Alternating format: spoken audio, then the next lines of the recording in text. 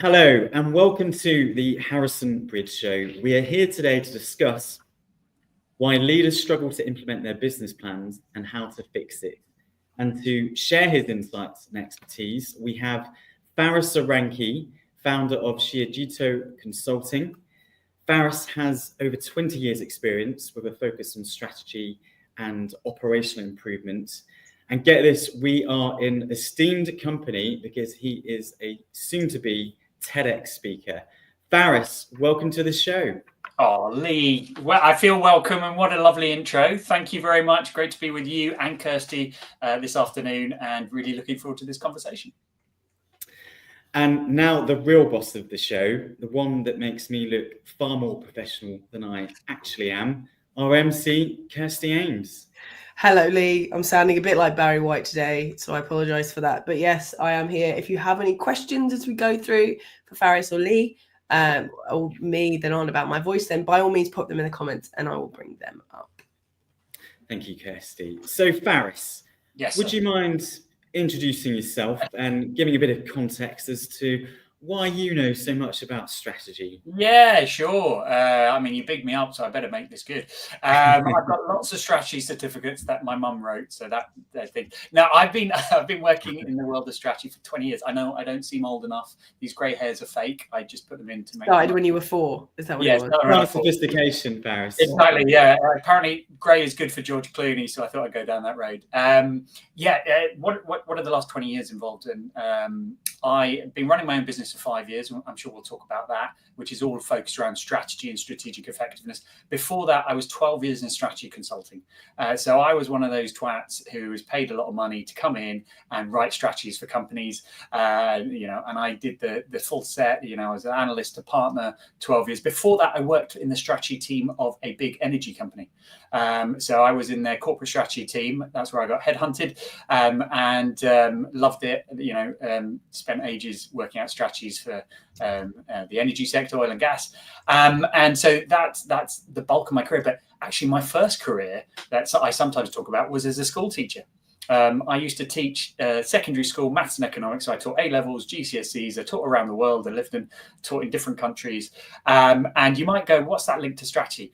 Believe me, having to entertain or educate 30 kids for 8 hours a day, you need to be on top of your strategy because kids it's like the old Mike Tyson saying about a strategy or a plan. Everyone's got a plan until they're punched in the face. Every teacher has a lesson plan until they get in front of those kids, right? So get your strategy and be really nimble with your strategy is what I learned as a school teacher. And I've been flowing those lessons through into all the work I've done since. Wow, interesting. So strategy consulting, in-house consulting, you're running your own business, and then a school teacher as well. And do you think being a teacher kind of has helped you understand communication styles and in terms of how you approach strategy today with connecting with people? 100%. And I guess the big pivot and sort of foundation for my business and where I spent my latter years as a strategy consultant was a strategy is just a piece of paper. And I realized in consulting, we wrote a lot of very expensive pieces of paper. But if the people you were presenting it to didn't buy into it, then it was just, an expensive piece of paper. And so I spent my latter years as a senior individual in strategy consulting, getting that engagement, getting that buy-in around the strategies.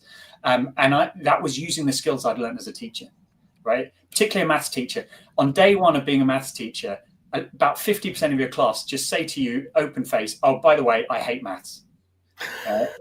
And you go, great. Well, unfortunately for you, it's not optional. So my challenge now is to try and make you learn maths without you realize you're learning maths. And often that's the same skill set when I'm faced with a tough audience around a strategy that they don't believe in. I need you to make you believe in this strategy without you realizing you're believing in the strategy. So that is a lot of the work. And I'm immensely grateful for the years I was a school teacher because that's what made me so good at strategy. Because otherwise, those pieces of paper just sit on hard drives and don't really go anywhere. Yeah, interesting. And we often have executives approach us to say, I'm out of here, I've had enough, I don't buy into the strategy. But CEO, leadership, boards have got no idea because they didn't engage with them. So communication, obviously, absolutely key.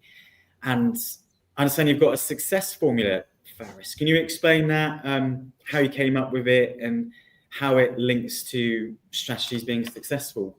Yeah, and it builds nicely onto the conversation we were just having. So let me just say the equation first. It is success equals IQ times EQ times FQ.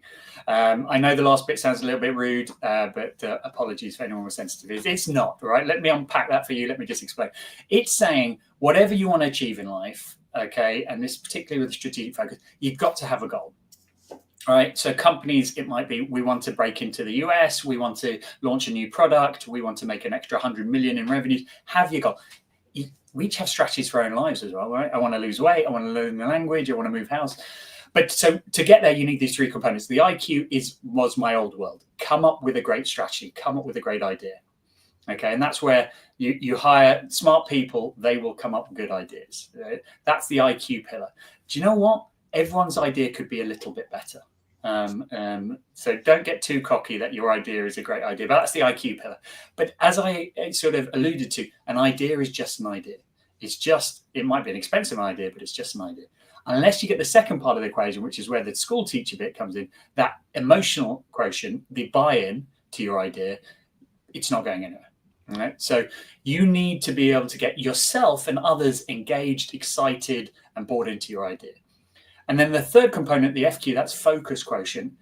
It's all good and well having a great idea, people bought into it. But if you are not set up to be focused around it, okay, you're going to lose momentum. You're going to get distracted. Barriers are going to get in your way. So it's about that ability to be super focused, super ruthless around your strategy. So IQ, EQ, and FQ, you need them all, not one of them. Got it. So three core components: IQ, hire smart people; EQ, get the buy-in; and FQ, get them set up for success. Yeah. Focused. Can one component that perhaps is stronger make up for others, do you think? So we always say these three components, it's like having a tripod or, a three-legged bar stool. Always in every organization we go in, one is wonkier than the other. Right? And it's the reason your strategy is not settled, is not taking off. And we will come in and quickly assess. Now, I've done countless projects where we've supported each of the pillars.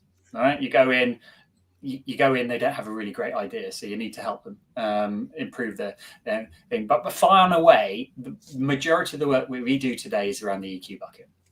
We work with a lot of super smart people, and often very technical.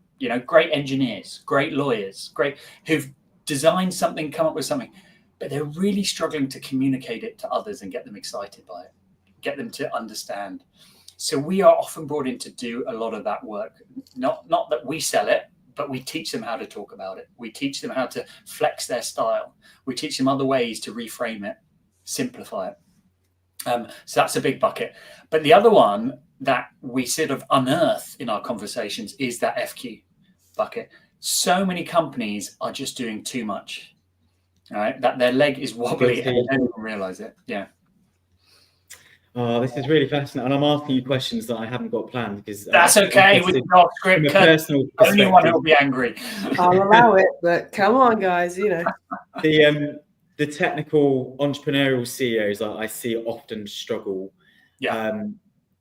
And then you've got corporates as well. So are there kind of common problems between an entrepreneurial SME founder-led business and a big corporate?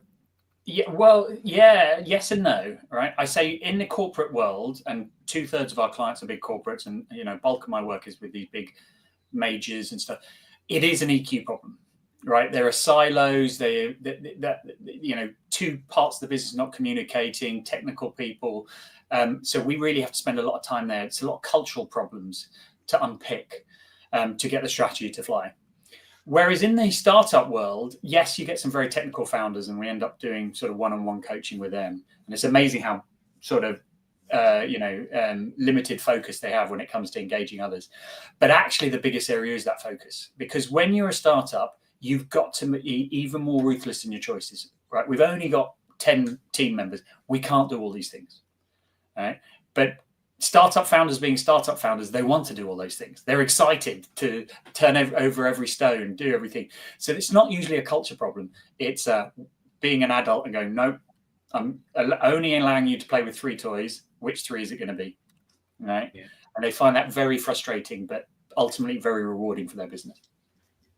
Okay, thank you. Kirsty, have we had any questions from our audience, or shall I? Oh, we haven't had a question, but we have had a comment which I very much want to share, where David is basically saying that he is fanboying and learning along the way. We all are, David, and we're all very much excited about this. If you do have any questions, queries, or even any pushback that you want to bring up, Faris is all here for it. Bring it. That's so. Bring it. Bring up any questions you want, and I'll bring them up. But back to you, Lee. Unless it's you, Dad, no comments from you. Are you able to give some concrete examples of what our audience can do to enhance these 3 pillars? Let's take each pillar and I can happily talk about them in any order. It's always interesting. I always ask people which ones you're most interested in. It's also a sign for me to show how self-aware they are, and it's amazing because people always feel more comfortable admitting to you that they're crap at the focus, as though it's a bit like people when you say what's your weakness, they go, I work too hard. They look at this because nobody wants to say, actually, I'm really crap at people stuff, particularly leaders, right? And they also find it weird to say, I'm not the smartest in the room, but they feel it's okay. So I'll get directed even though I don't believe. But I'm going to take them in the order that they come from. So IQ, let's talk about IQ. I kind of alluded to this. The biggest problems I see in IQ bucket is people aren't stretching their thinking enough. They usually, when it comes to a strategy, pick only 1 or 2 ideas, and they're usually ideas they've used in the past. And where we try and encourage in the IQ pillar is come up with 100 ideas. Oh, wow. Okay. Far better, before you start designing a strategy, having 100 options to pick from than having 2 or 3 or 4. Right? And they'll often say to me, how can we come up with 100 ideas? And we have techniques to get 100 ideas out of a group of 8 people, right? Without and that's the thing. And it radically changes their thinking when they go, wow, that's an option. We hadn't thought of that one. So, increase your pool of thinking, then you'll have much sharper strategies. Okay. That is probably one of the biggest things in the IQ bucket. And then hand in hand with that is test your strategies before you invest money in them. I'm amazed at how many companies go all out building a strategic plan, and then you ask a couple of simple questions, they go, oh, I hadn't thought of that. Right? And there's lots of techniques to test a strategy. I run a lot of war gaming for clients, a lot of stress testing around a concepts, around strategies before we go anywhere near launching them or even rolling them out across the business. So those some concrete stuff in the IQ pillar. In the EQ pillar, right? What's the big problem here is people are expecting the person they talk to do all the legwork. Right? The number one piece of advice we give in this pillar is you be the one who flexes. And this was something that goes all the way back to my teaching days. I remember my first year as a teacher, Lee, I was terrible. Right? I'm not afraid to say that. And I would end up shouting at the kids, getting really frustrated. And one day my head of department came in and observed me. And at the end of the lesson where I'd just been shouting at the kids, he went, what are you doing? And I said, I'm trying to teach them. He said, no, you're shouting. Right? He said, you're trying to teach them in the way that you learn. And they're clearly not getting it. And therefore you're getting frustrated and shouting. He said, who's the adult in the room? And I said, me. He goes, yeah, they're 10 years old. So which one of the group of you should be the one who flexes and changes? Should it be you or the 10-year-old? I went, me. He goes, so find 3 other ways to be the same way, and you'll be amazed at how the kids get it, right? Don't you? And that's what I teach leaders is if you're the leader, you should be the one to flex. Don't hope the other person does the running on your behalf and goes, oh, I get it now. So have 5 different ways to explain the same thing. That's good management skills in general, isn't it? Exactly, Again, right? A lot of leaders struggle with. Yeah. So that's the big part of EQ. Flex, read the room, learn new styles. So that can mean rewriting your strategy. That can mean sort of simplifying it, doing one-on-ones. And then the FQ pillar, right? You're not going to be surprised, is do less, right? Be more ruthless. Make those hard choices. It's amazing how many people are doing too much. Yeah. Every time I go into a company, I'll just ask the little question. I say, oh, could you just give me a list of all the strategic projects you're doing right now? And they won't know. And B, they'll send some analyst or intern to go and find out. And then they'll come back and they'll say almost proudly, yeah, we're doing about 150 or 200. And I'm like, wow. Right. And I said, would you do 200 new projects in your personal life? Oh, God, no. So why do you think your business can handle 200, right? So the single biggest thing we do in that pillar is help them let go of stuff. And this is why we're all burning out. We're trying to do too much stuff. So just to summarize then, those kind of nuggets you gave there across the pillars: IQ, we've got to really stretch our thinking. We're not talking 1 or 2 ideas here, we're talking 100, and then we test the strategy before rolling it out. We do wargaming. And then on the EQ, we've got to be the ones that flex to get better outcomes.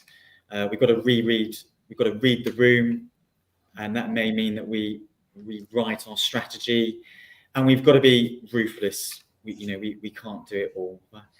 Got that right, Faris? You got it spot on, Lee. We're going to make a great strategist out of you, one way or another. All right. We do have a couple of comments, Lee, that I think probably now is a good time to bring in. So Danny has said Faris is spot on, as usual. You've got a real fan here, Faris. That FQ part is often so muddled, usually because we have 10 priorities. I think it's probably sometimes a lot higher for some people as well. So completely agree on that one. But Claire has asked a question, which is, you mentioned some companies leveraging too much on the FQ side. Can you expand more on this, please? So I mentioned some companies leveraging too much on the FQ side. So companies where they take pride, and maybe I hope I'm answering this question how I've interpreted it. I go into a lot of companies who are obsessed with process, and process is great, right? So Amazon happens to be one of our clients. Very proud. They are a very process-heavy company, which does bring focus, but too much FQ beats out the personality. So the reason we go and help it with Amazon is to help with the EQ pillar, because it great that they are so dedicated on things, but the way they do it, they actually, when they communicate with each other, it's in an almost heartless way. And this is a bit of a generalization, but if you get overly indexed in any of these pillars, that's why you need a combination. It can lead to negative impacts. So yes, I applaud the company that is mono-focused, but when they get to the point that it sort of turns them into robots, that's where you need to address the EQ pillar potentially. Or if your mono-focus is wrong, you need to address the IQ pillar. It's easy to get super focused on one thing that is actually not the right focus for your business. Amazing, thank you. So hopefully, Claire, that's answered your question. If not, let me know in the comments and I'll bring it back up. Okay, Lee, last question as well. So Danny agrees with you, shouting doesn't work. People often have a habit of becoming what we encourage them to be, not what we nag them about, which I really like. This is an interesting question that's very much just popped in, which we've got enough time for, so I'm going to bring it up. David has asked, can you say how often you come across leaders or companies who actually haven't formalized or written down their strategy, but expect people to still have it crystal clear? I'd say this is a very common thing, either in one or two incidences. In the early days, in smaller companies, they just assume everyone knows the mission, the strategy, and that confused mission and strategy. So they don't tend to write it down. It sits in the founder's head or the leadership team's head, and then they wonder why people. So it's I certainly see that. But the other end of the scale is the big companies or bigger companies. They have a written down strategy, but informally they've changed it, right? Corridor conversations, or natural pivots have happened, and they haven't taken the time to formally let their teams, their customers know. So I'm not saying refresh on a daily basis, but one of the key parts of strategy is that iteration, right? Is checking how you're doing against your goals, making changes, making hard choices, and then communication. It's the communication bit that gets forgotten so much by very technical people. Perfect. Thank you very much for that. Okay, Lee, back to you. So you shared some really good ideas of what we should be doing and best practice. Can you share any stories of some of the worst things that you've seen or typical mistakes that get made? Yeah, loads. Let's start with that FQ pillar. So we talked about the 200. I think about a company, literally they had 240 strategic initiatives, which was terrible, even more terrible because they had less than sort of 300 employees. So it was almost one initiative per person. And here's the thing, I sat down with their board and they all got it, right? But they couldn't let go. Right? It's that loss aversion that, and they sat around trying to justify each of the 240 projects to me. Literally, and I sat there for about an hour while they went, well, we needed to do this one for this reason, or this one, blah, blah, blah. And I said, I just had to stop them. I said, look, they all make logical sense. I'm not disputing that, but they're not helping your company. So I need to find a way to help you let go, which is my job. Don't worry, I'll be back tomorrow. And overnight, I turned their 240 projects into a set of Pokemon cards. Right? Like top trumps that I used to play as a kid in the playground. Each card had all the stats from their business cases for each project. This project will take this long. It'll involve this many people. It will cost this much. It will generate this. And we just played. I said, we're going to play Pokemon cards. Right? You get these 40 cards. You get these 40. We're just going to play. What happens? The weaker cards keep losing. People get frustrated. Right? And they sit there and go, well, that's not fair, Faris. You gave me the duff cards. I've said, these aren't my cards. These are your cards. These are your projects. If you want your deck to be stronger, get rid of the duff cards. So they slowly start putting the cards to the side and they're no longer part of the game. Right? In the space of 2 hours, we got them down to 40 projects. Wow. Right? And I was like, welcome to what your new deck of cards looks like. It's a great deck. Right? We're not saying there wasn't a logical reason for these cards, but they're not worthy to go in your deck anymore. Right? And it's funny because they often ring me up every year and go, can we play the Pokemon game again? I said, you shouldn't need to play the Pokemon game. It's worrying. But you don't need me to come in and make up new cards, right? I was trying to help you. So it does make me laugh when I get that yearly phone call because I'm like, what's the deck up to now? Go on. So that's a lot of, where we can really help companies. We know there are a lot of logical people out there. It's not about logic. It's about battling our emotions and some of the other things that trip us up in those other buckets. Mm-hmm. Are there any red flags that signals that a strategy is heading for failure, in your opinion? Yeah, if a strategy's only been developed by a small group of people, right? And this is where, when I look back at my former life, where we tripped up so much and we were completely oblivious, we would go away. At worst, we'd say, don't worry, you've paid us a lot of money. We'll go away and we'll do this grand reveal of the strategy. Right? That just, now looking back, I just knew that would be a lack of success. Or you only involve one or two of the clients. So, you're part of the core team with developing the strategy. It's all hush hush. Right? Because a strategy needs to be embraced. You shouldn't be ashamed of it. Even if you're secretly building, you need people to buy into it. You need them to be aware. So, anything done in the shadows is not going to be a success, and I can almost say. Right? And anything that's overcomplicated, and you can only ever communicate it overcomplicated, is not going to be a success. So these are some of the red flags I instantly look for when people tell me about their strategies. And you're talking about going away externally and interacting with clients, market research, not just internally. You need to do both. Is it? If it involves external people, like you need your customers to buy it and stuff, right? Then share it with that population. Yeah, get their views. Yeah, you don't have to literally take every word, but have some contact with those stakeholders. Have contact with the enemy, as I jokingly refer to it, because you need them to come over to your side sooner rather than later. Yeah, good point. Okay. What would be your top 3 tips then to help our audience become better strategists? Hire Lee, hire Kirsty, hire Faris. I think that's that.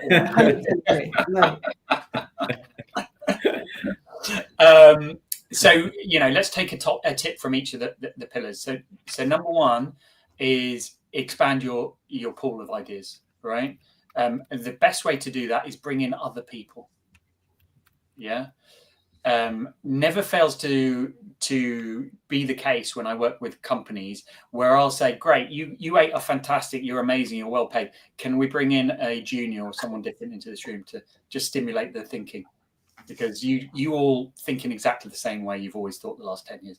So that's just bring in more people. It goes hand in hand with that sharing part. In top tip in the EQ pillar, right, is challenge yourself to explain your strategy in 3 completely different ways. Right? Pre-prepare those. Have them in your back pocket. I'm immensely grateful to my mum for once making me have to record 47 videos explaining what my company did because she didn't get it. Yeah. And I said to her, when she told me she didn't get it, I said, I'm going to send you a video a day. It's got to be under 60 seconds where I explain what the company does until you tell me to stop because you get it.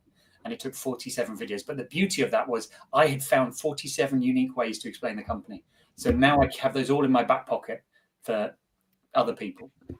Wow. To help me find which was the most effective way to communicate to the majority of people. And then in the FQ bucket, you're going to hear me repeat, is get rid of more stuff. Be ruthless. Get rid of meetings that aren't actually serving any purpose. Get rid of additional projects. Get rid of, challenge everything around you. Is it helping you flow back to what you said you want to achieve? If not, can you either, diminish it or stop it completely? Yeah. Yeah. Amazing. So we need to expand our pool of ideas, bring in other people, particularly those, more junior people, because they're probably at the coalface. We need to challenge yourself to explain your strategy in lots of different ways. And is there probably, you were speaking to maybe a 5-year-old, because we have a tendency to overcomplicate stuff, use jargon and acronyms. And we need to get rid of more stuff. Less is more. Less is very much more. I think I could be a deputy strategy consultant. You're hired, Lee. You're hired. Okay, we are coming to the end now, guys. So we are. If you do have any more questions for Faris, please let me know in the chat. There's been some really good ones. So if you do have any more, now's the time to pop them in there. I promise I will bring them up. But we do have a question that I want to bring up, which is, someone's asked, how often do you come across the revolving door or strategy catchphrases and metaphors? And how often do you think organizations rely on them to convey strategies that probably aren't that great to begin with? For example, our new strategy is designed to make the boat go faster. Yeah. Well, I think you're just as placed to answer this. I mean, I see so much of this, right? Jargons, assumptions, lazy, convenient, and nothing flashes up how ineffective or how confusing these are than having a room full of multicultural, multilingual people. It's amazing. My dad is a professional translator, and he'll often send me corporate decks and say, how would you say this in Arabic? It makes no sense. I don't even understand what it is. So don't assume that convenient catchphrases are understood by everyone. And for example, I'll do a really simple experiment with a team. Where I say, I'm going to say 6 words to you and you all have to write a number down. Okay. And we're going to compare numbers that you just wrote down. All right. And so the number is a percentage, and I'll say the statement, it's probably going to rain tomorrow. And everyone has to write what probability they think it's going to rain tomorrow. And what's really interesting, in a room full of whatever, 10 people, some people will write 0 because either they come from a culture where the word probably means 0. And some people will write 100%. And I said, as a leader, you said 1 sentence, 6 words. You assumed everyone in your team understood what you were talking about. But look at the variation in the understanding. Yeah. Right? So anytime you use a catchphrase, catchphrases are fine, but follow it up with checking in and validating what people understood. Because otherwise you're only doing, at best, half of what a leader's responsibility should be, or a strategist's responsibility. So, but unfortunately they're rife in modern society. So reprogramming your brain is hard, but checking in and validating, that's much easier. You talked about diversity there as well. Diversity in the room helps creative thinking, see what's going on in the US, but I guess it can help stop us sharing confidential information in a WhatsApp group. For example. Wow. Okay, moving swiftly on. So David has asked, how often companies think that they do strategy, but actually do more tactical or operational based things? The thing about it often is the simple answer, David. The thing about the word strategy is, my old boss said to me, he was a lovely French guy, who said, Faris, the word strategy is amazing because it is so mysterious and everyone interprets it differently. It's a bit like how likely is it going to rain? A lot of people want to do strategy because it sounds sexy and exciting, but they're actually just making tactical decisions, right? Strategy should be long-term, should be not business as usual. All right. And it shouldn't change that regularly. So if you're checking, but at the end of the day, it doesn't really matter what title you give it, right? Decision making is vital for a business, right? So well done if you made a decision on, which toilet paper we're going to go for the toilets. That's just sometimes maybe not as important, but it is a decision you need to make, right? It's not going to change the strategic direction of your business, but it doesn't matter, right? So don't get hung up on the label of thing. But what's more worrying is if you're not making long-term decisions, right, where you're so stuck in the day-to-day, then that's probably a danger for your business. Okay, amazing. Okay, and then this is the final one that we've got. Clara said she loves your strategy model. Thanks for expanding on this for us. Are there any frameworks that you can leverage too, i.e. 9 pillars or something along that? Loads. Me being the strategy geek that I am, I probably know about 50 different models, methodologies. And here's the thing, with my EQ hat on, I go in and I ask the client, which strategy model do you use? Because if I don't know it, I'm going to go and read it. It's far easier for me as that flexible leader to speak in the language that you like rather than me force a new model on you. Right. So I very rarely go in and say, this is an amazing model. We must move your business to OKRs. Oh, you never heard of OKRs? We're not going to do it. Right. It is, what language are you doing? I'll learn and I'll make the best out of that, because I'm not about to undertake a change program to get you to learn a new model and then have to work out a strategy with you. So yeah, there are loads of great methodologies out there, but do the one that works for your client or for your business. Okay, right. I think we've come to the time now where we're slightly overrun because we had some questions, guys. I don't normally do this, but that was fine. So I'm now going to try and summarize all of the knowledge that you've dropped on us. So let me get started. So the success equation is success equals IQ times EQ times FQ. And essentially what that comes down to is IQ is coming up with the great ideas. It's coming up with things that are innovative and coming up with a different way of doing it that you haven't necessarily done before. EQ is that emotional element, the buy-in from your team, potentially from your customers, from anybody who is going to be relevant to the success of that program. You need them to buy into it. And then FQ is focus, making sure that your focus is aimed on where you want to be. It's not distracted by lots of different things. The focus is going to be doing too much. So there's lots of things that you could do. There's probably also lots of things that you should do. But what are you going to do right now? What's going to make the biggest difference, and focus on those. Now, when it came to it, the top tips that you offered were for IQ, expand your pool of ideas, bring in other people, bring in people who are working at different levels, potentially people who have only just started in the industry on the business and they have a different point of view of things, people who are at different levels, like I said, perhaps customers, things like that. Secondly, the EQ is challenge yourself to explain the process in 3 different ways, because each time you do it, you might come up with something that's new. People's brains work differently. And so you need to make sure that you're connecting with the conversation that they are having in their heads, not pushing the conversation that you're having into their head, because it doesn't work that way. And then finally, for focus, you need to get rid of things. You need to take emotion out of the process. You need to take out things that are wasting your time. Could this meeting be an email? Could this email be a Teams message?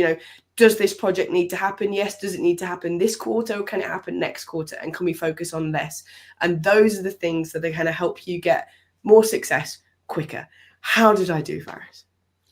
You're hired. Lee's not. You're hired. No, that was brilliant. Very, very excited about that. Okay, so we when we watched this, as we mentioned, you gave us a lot of knowledge today, Faris. So if someone's watching this and they want their business plan, their strategy to be successful, what is the number one thing that you think that they should do? By far and away, I think as human beings, I would say ask more questions, right? It'll help your IQ pillar by expanding your pool. It'll help your EQ pillar by just making sure the other person understands what you're talking about. And it will help you challenge the things around you. Are they flowing into your focus? So questions are your friend. And what I say to most leaders is ask one more question than you feel naturally comfortable. Right? Because some people ask no questions, so add one. But if you're a person who already asked 10 questions, ask that one more that stretches the conversation a little bit further. Amazing. I love that. Okay. Somebody snuck in a final question. I'm going to do this before we round up. So somebody's asked, Do you have an opinion of how far out organizations should be looking at strategy? In the Western world, strategy tends to extend no further than 3 to 5 years, whereas in the Eastern world, it can be as far out as 25 years. That's quite a range. So where do you sit on it? It is quite a range. And it depends what you mean by strategy, right? It goes back to this, how I explain vision versus mission for companies. A vision should be never ending, right? We want to achieve this. It should be perpetual in the distance. It's that Eastern philosophy. But most missions are, what are we going to do in the next 2 to 3 years? Because beyond that, macro factors will change quite drastically. You know, Donald Trump will come up with a completely new policy that, so 2 to 3 years seems to be the sweet spot, but also circulation within your own company. People will move on. So we tend to work, I spend most of my time working on mission stuff, because usually by the time I get to a company, they've already got a vision.